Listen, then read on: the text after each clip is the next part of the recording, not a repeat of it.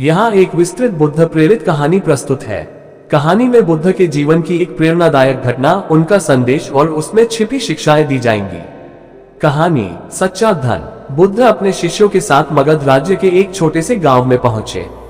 उनका आगमन हमेशा से ही एक उत्सव जैसा होता था। गांव के लोग बुद्ध के उपदेशों को सुनने के लिए बड़ी संख्या में इकट्ठा होते थे। वह गांव साधारण लेकिन संपन्न था। यहाँ के लोग मेहनती थे और अपने जीवन में सुख और शांति का अनुभव करते थे। प्रारंभिक घटना, लोभ और संतोष।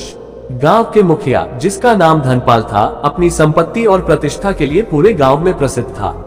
धनपाल ने अपने जीवन में अपार धन संपदा अर्जित की थी, लेकिन उसके मन में हमेशा एक असंतोष बना रहता था।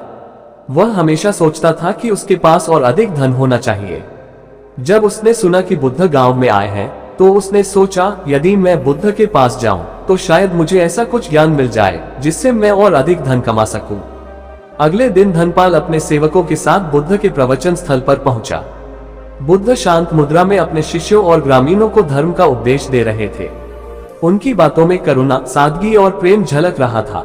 धनपाल ने ध्यान से उनकी बातें सुनी, लेकिन उसे कुछ विशेष समझ में नहीं आया।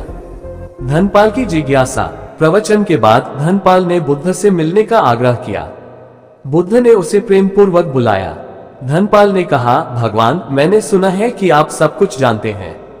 कृपया मुझे बताएं कि मैं अपने जीवन में और अधिक धन कैसे कमा सकता हूँ। मेरे पास बहुत कुछ है, लेकिन फिर भी लगता है कि कुछ कमी है।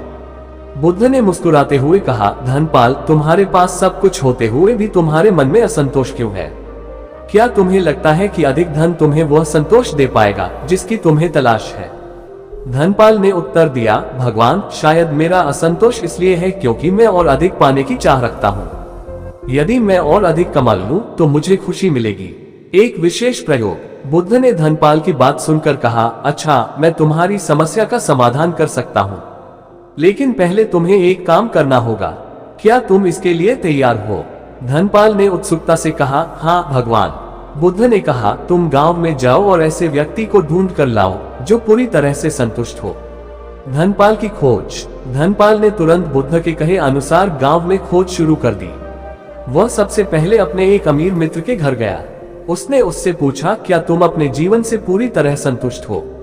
मित्र ने उत्तर दिया, नहीं, मेरे पास बहुत धन है, लेकिन मैं चाहता हूँ कि मेरा व्यापार और बढ़े। अभी भी मेरे कई सपने अधूरे हैं। धनपाल ने आगे और लोगों से पूछा।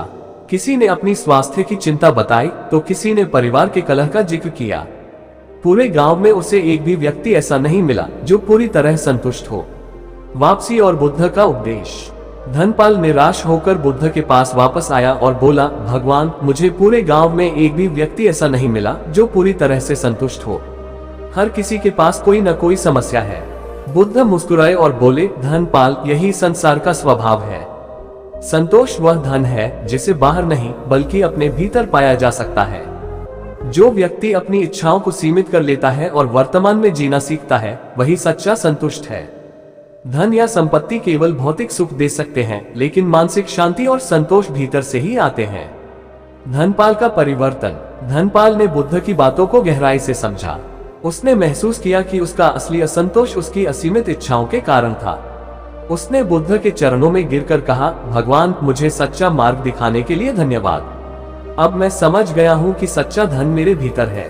मैं अपनी इच्छाओं को सीमित करूंगा और अपने जीवन को सादगी और करुणा के साथ जीऊंगा। शिक्षा। ये कहानी हमें सिखाती है कि बाहरी चीजों से मिलने वाला सुख अस्थायी होता है। सच्चा सुख और संतोष केवल आत्म जागरूकता और आंतरिक शांति से प्राप्त होता है।